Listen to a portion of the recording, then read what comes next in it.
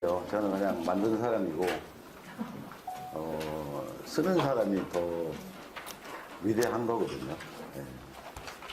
저는 그렇게 폭넓게 제가 직접 써보지도 않았지만, 참 오늘 뵈니까는 부산에서도 제가 깜짝 놀랐습니다. 창원시청에 계시는 분인데 3개월 됐대요. 근데 그 업무 전체를 이걸로 다 장악을 하게 됐죠. 3개월 만에. 그래서 참 존경스럽습니다. 사랑합니다. 그래서 한마디를 줄이면 뭡니까? 했더니 아무도 답을 못해요. 근데 사실 제가 건배사입니다. 나마스테. 그래서 오늘 제가 말씀드리고 싶은 거는 교육 과정이나 아니면은 유저 컨퍼런스에 오셨으면은 다 뭐 들으셨겠지만 요 PQ 개념 요약한 내용을 다시 한번 간단하게 말씀드리고 4차 산업혁명하고 그러면 이 매핑하고는 어떤 관계가 있을까? 그런 얘기 간단하게 해보고요. 그리고 이제 매피아라고 새로 사이트 하나 만들었어요. 그래서 그게 어떤 내용인지, 그리고 매핑을 할 때 아까 어떤 분이 얘기하셨지만 매핑을 어떻게 하면 좀 잘할 수 있는가? 뭐 이런 토픽으로 제가 말씀 좀 드리고, 그리고 나서 자유롭게 질문하시면 또 같이 토론하는 시간을 갖고요. 시작하기 전에 아까 제가 뒤에 있으면서 앞에 소개하시거나 또 사례 발표하신 내용을 제가 들으면서 느낀 걸 조금 말씀드리면, 그러니까 또 어떤 분이 대표하고 회의를 하러 나갔다가 내용을 요약하면은 그게 전체가 요약이 되는데 3시간 얘기했는데 요약하고 나니까 1,000마디밖에 없더라. 결국은 요약을 맵으로 해서 구조화하고 개념의 하이라키를 이렇게 정리하다 보면 비어있는 것도 보이고, 그죠? 근데 여태까지 나온 얘기를 핵심만 추려서 그 관계를 내가 생각을 하는 과정이 그 사람이 머릿속에 있는 거를 전달하려고 하는 그 컨텐츠가 분명히 있을 거예요. 그것의 홀로그램을 내가 만드는 거거든요. 홀로그램. 그래서 홀로그램이라는 단어는 굉장히 중요한 단어입니다. 그래서 이따고 다시 또 설명을 제가 드리도록 하고요. 그 다음에 이 소프트웨어를 1,000만 원 줘도 안 아깝다고 말씀하시는 분이 계셔서 입이 제가 이까지 올라왔습니다. 사실은 저는 원래 시뮬레이션 전공을 하고 시뮬레이션 전문가입니다. 그런 일을 하다가 여기에 91년도에 와서 시뮬레이션 사업을 하다가 96년도에 띵크와이즈를 이제 처음 만들 생각을 했던 거거든요. 네. 그러면서 2000년부터 2010년까지는 띵크와이즈 영문판, 그래서 해외 수출하는 사업 위주로 했어요.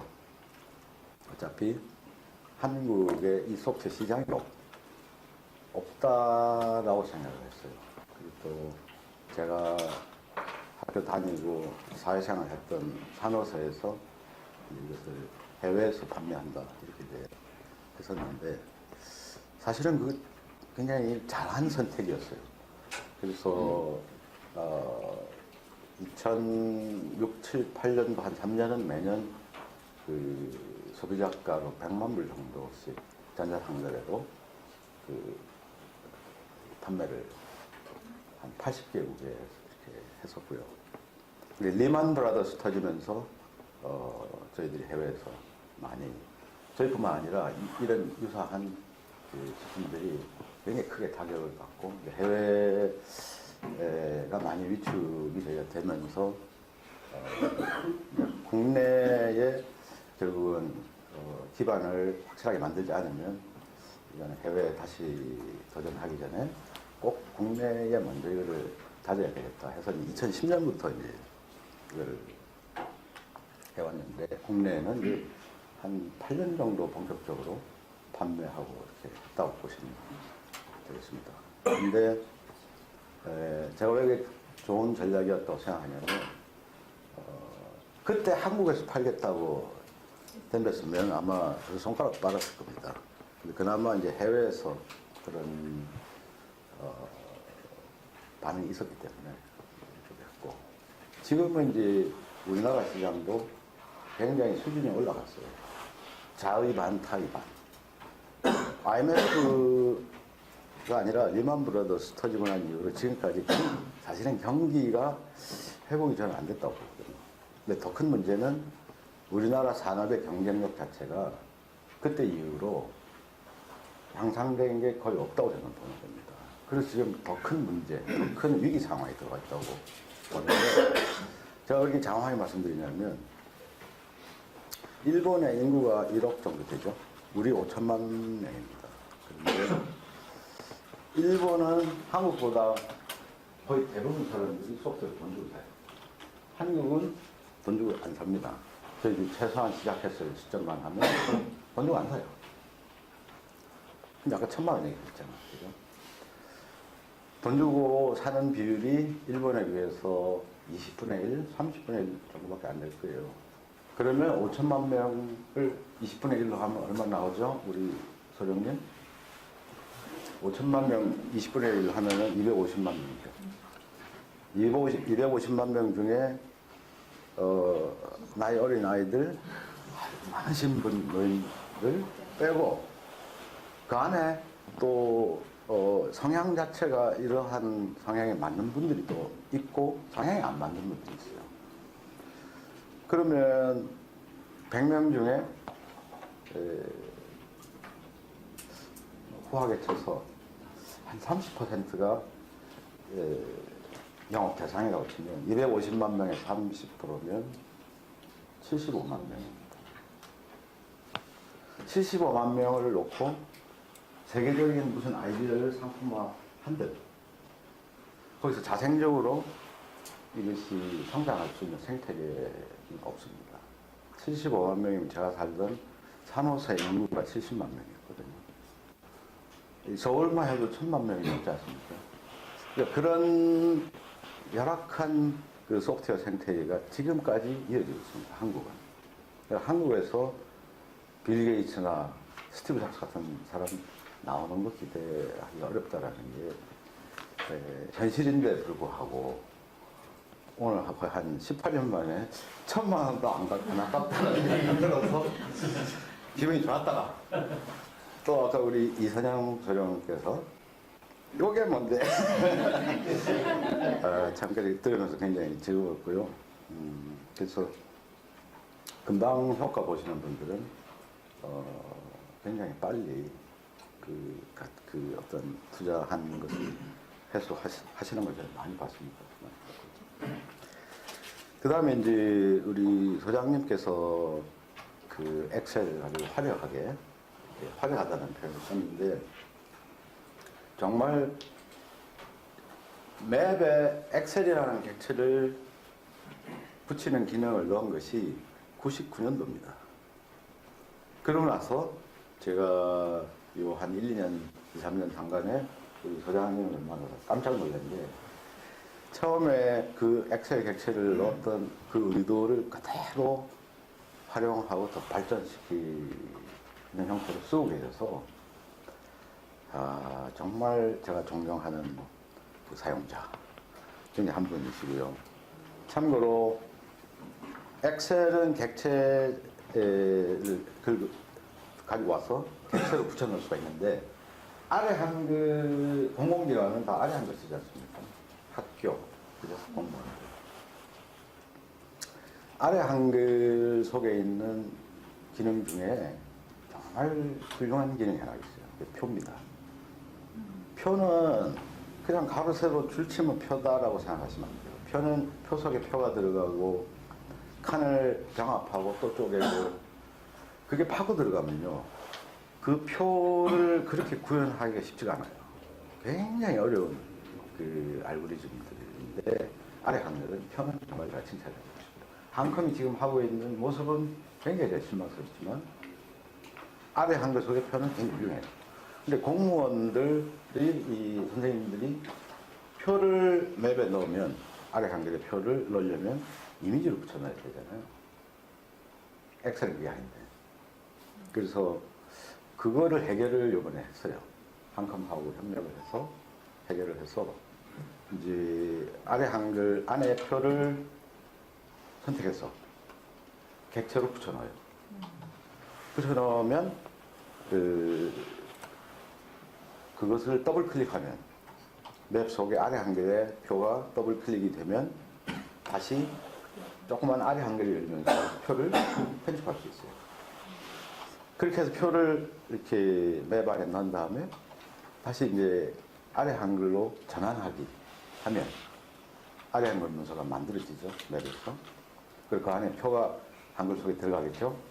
그 안에 있는 표도 살아있는 객체 그대로 전환이 되는 거예요.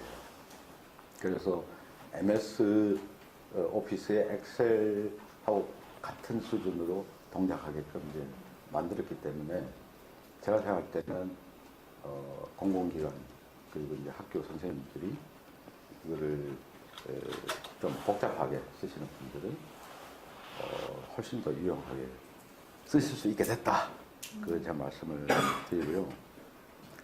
아까 우리 소장님이 만드신 그 CEO의 마스터맵, 저거는 굉장히 중요한 의미를 갖습니다. 왜 그러냐면 조그만 회사가 SI 업체에 의뢰해서 MIS나 이런 거를 만들기도 어렵죠. 돈이 들어가니까.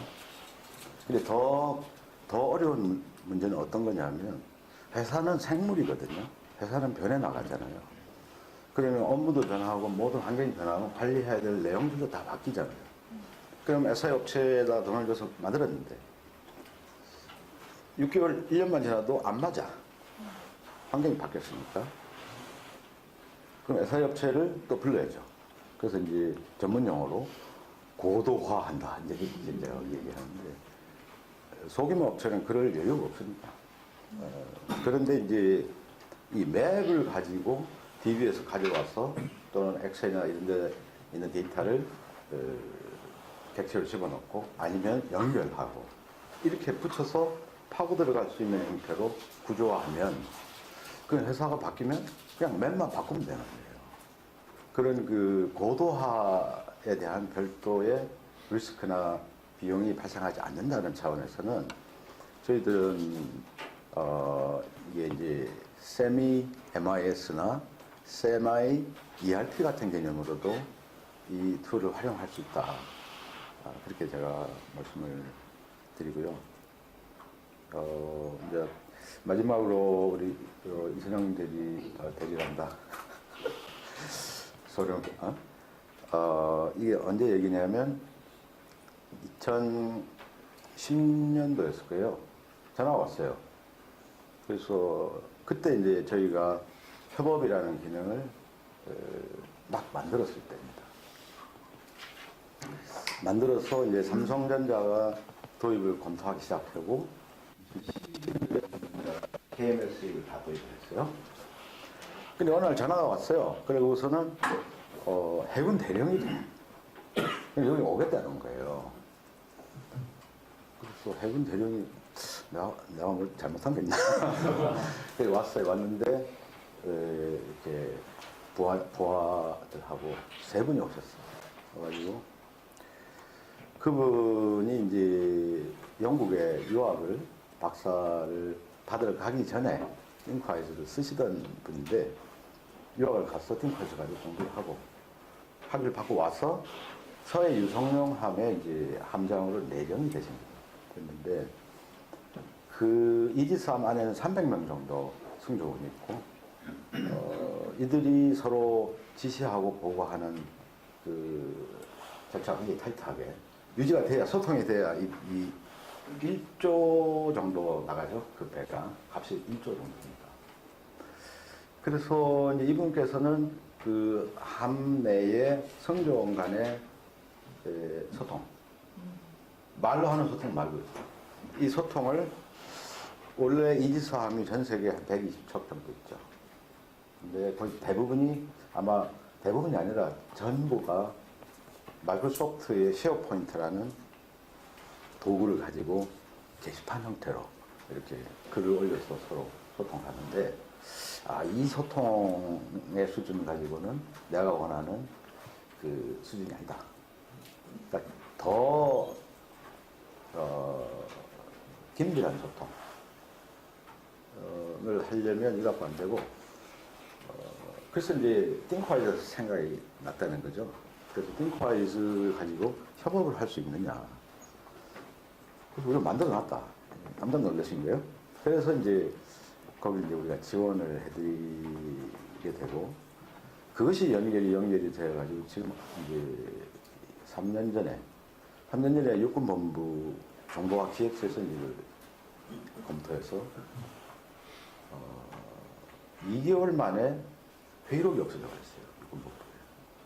그러면서 지금은 이제 뭐 국군통신사령부, 교육사령부, 합참, 어디 할 것 없이 퍼져나가는 단계에 지금 들어가 있고요. 그 시작이 사실은 그 서해 유성룡 함의 그 이상갑 대령님, 그분이 이제 그런 어떻게 보면은 단초를 제공하신 분이고요. 항상 고맙게 제가 생각하고,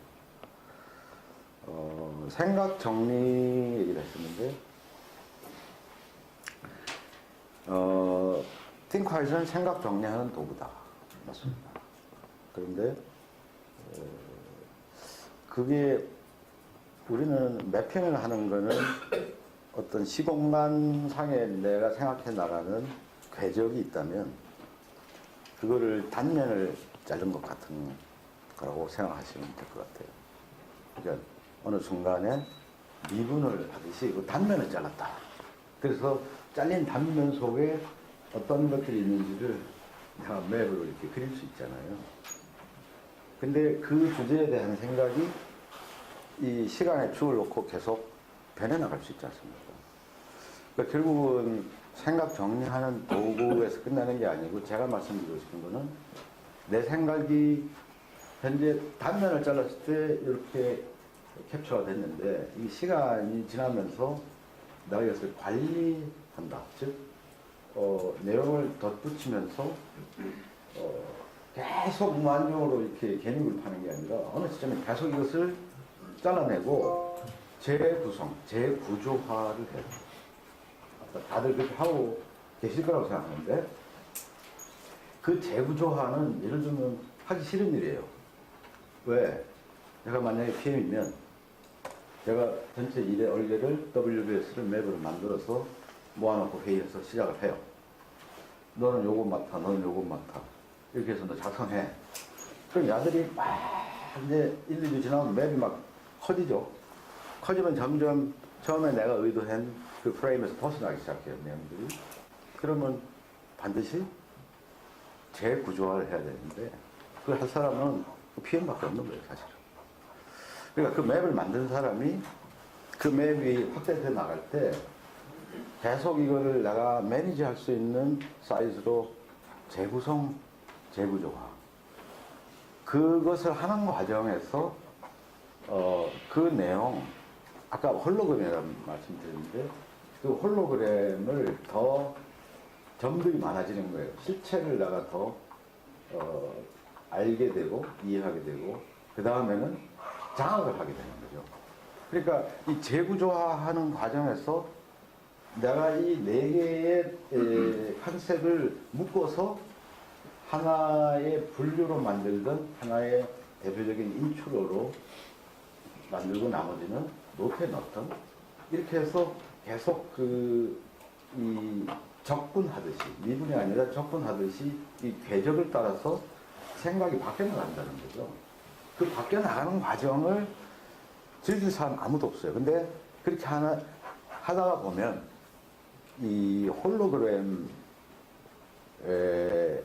홀로그램처럼 내가 학습을 하거나 업무를 할 때 이 대상의 컨텐츠를 내가 장악하는 힘이, 그 근육이 이게 키워집니다. 그래서 생각을 정리하는 도구라 하면 어느 한 시점에 내 머릿속에 있는 것을 시각화하는, 구조화하는 그래서 내가 나를 이해하는, 그러니까 누가 나와의 대화라고 얘기를 하셨는데, 그렇게 매핑을 자꾸 하다 보면 사실은 나 개인에 관련된 걸 그렇게 매핑하다 보면, 야, 너 이런 사람이구나. 나 이런 사람이었네. 내가 이런 생각을 하고 있었구나. 어떻게 보면 자기 자신과의 대화하는 데도 도구가 되고, 그래서 그 요지는 그 매핑을 하면 그거는 어느 한순간에 미분한 것과 갖다 반면을 만든 것 같은데, 그 다음에는 이 궤적을 따라서 이 적분하듯이 계속 재구조화를 하면 거기서 근육이 키워지면서 나중에는 간단한 상황들, 간단한 일들은 딱 보고 들으면 이렇게 돼버립니다.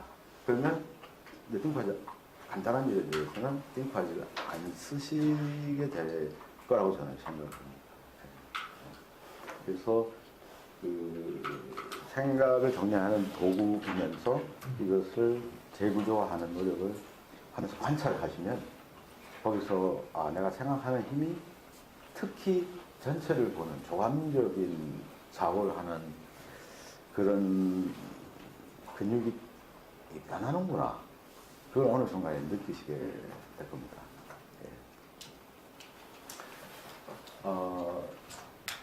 거기까지 하고요. 이 부분에서 제가 한 번씩 설명을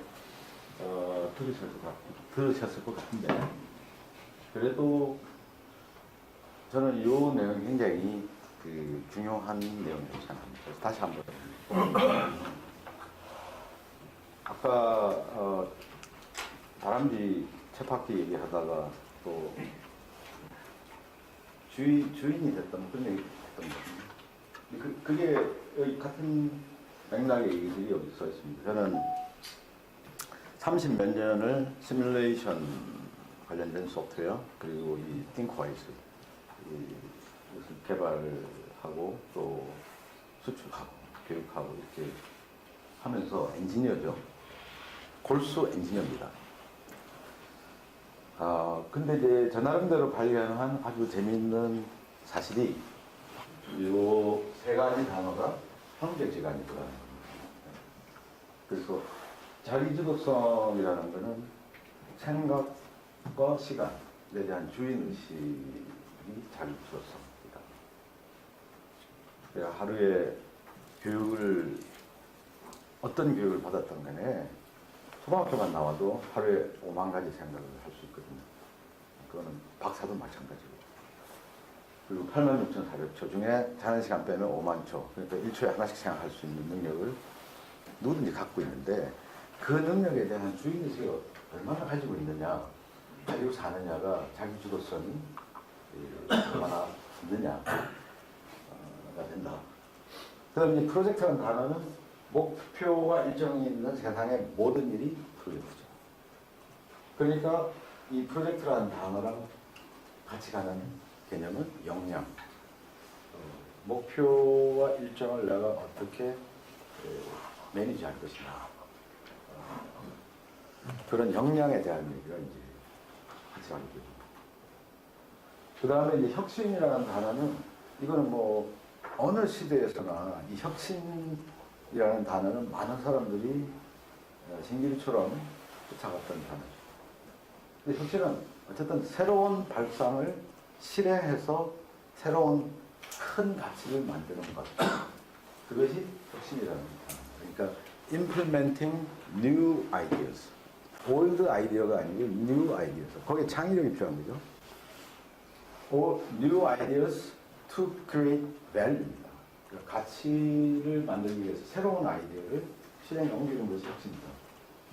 근데 이 세 개의 단어들의 컴포넌트들을 그룹핑을 해보면 파란색 단어들이 빨간색 단어가 세트로 같은 성격의 단어들이야.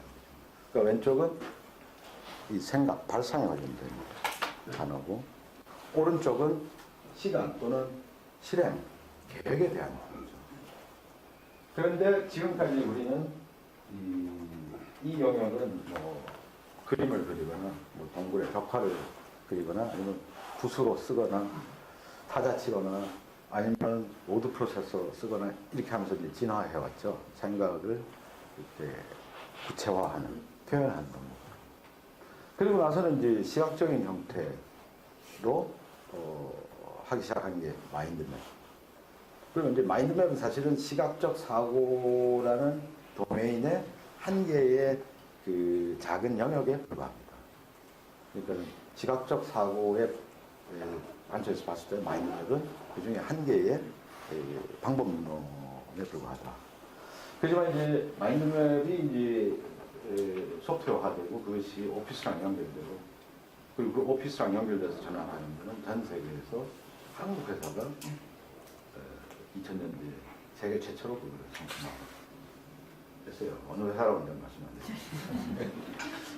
그래서 이제 그렇게 진화해 왔잖아요. 그 와중에는 많은 사람들이 비디오를 또 많이 썼어요. 생각을 막 다양하게 막 다이어그래밍 할 수 있습니다. 다이어그래밍하고 브레인스토밍은 틀린 게 없고, 그러니까 비주얼을 놓고 브레인스토밍 하기는 어려워요. 그렇지만 다이어그래밍 할 수 있습니다. 그래서 쓰다가 결국은 이제 이런 매핑 기반의 도구로 진화해 왔어요. 그래서 해외에서는 외국 사람들은 이 소프트웨어로 매핑하는 도구를 쓰는 사람들이 굉장히 많아요. 특히 분야별로 이렇게 앞서가는 사람들은 거의 다 이걸 알고 있거나 쓴다는 거죠.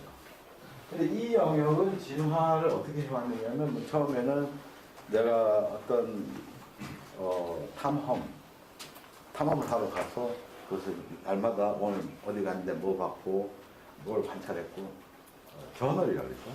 저널, 그 다음에는 이제 다이어리, 그 다음에 플래너, 그리고 나서는 이제 90년대 초반에 미국에서 시스템 플래너 이게 나오면서 나중에 이제 프랭클린 플래너 여기까지 오다가 2004년 정도를 기점으로 더 이상 플래너를 인터넷에서 검색하는 게 없어져 버렸어요. 거의 땅에 붙어 버렸어요.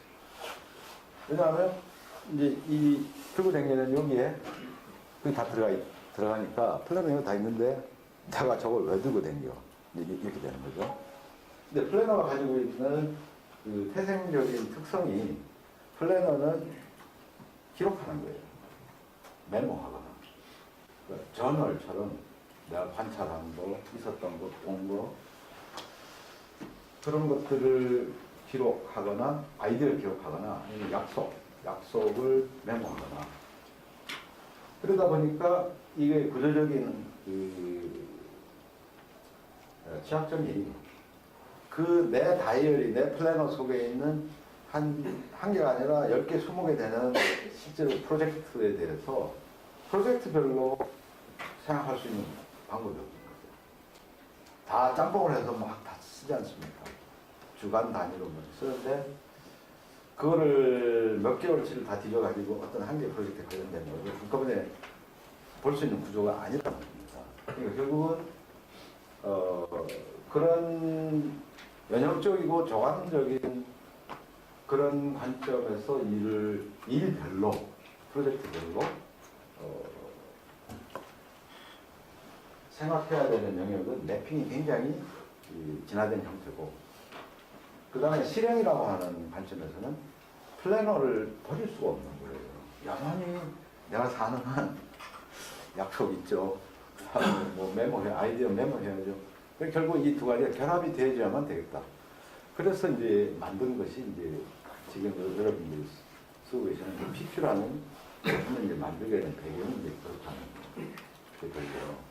그 다음에 이 컨셉은 이것도 역시 이런 제품을 만든 데가 기존에 없어요. 없기 때문에 어떻게 보면 새로운 컨셉이고, 어떻게 보면 굉장히 어려운 컨셉이고, 또 어떻게 보면 아직은 참고할 만한 많은 컨텐츠나 가이드가 없는 컨셉입니다. 그렇기 때문에 여러분들이 어떻게 생각하면 실험 대상이 된 거예요. 그건 아니고요. 그래서 이 부분에 이제 제가 느끼는 책임은 여기에 관련된 이 PQ라는 개념과 관련된 실제 활용에 대한 가이드, 사례 이런 것들을 풍부하게 책으로 만들어서 내는 게 이제 숙제라고 생각을 하고 있습니다. 그 다음에 이 부분은 다 아시는 그림이겠습니다만은 어쨌든 소망을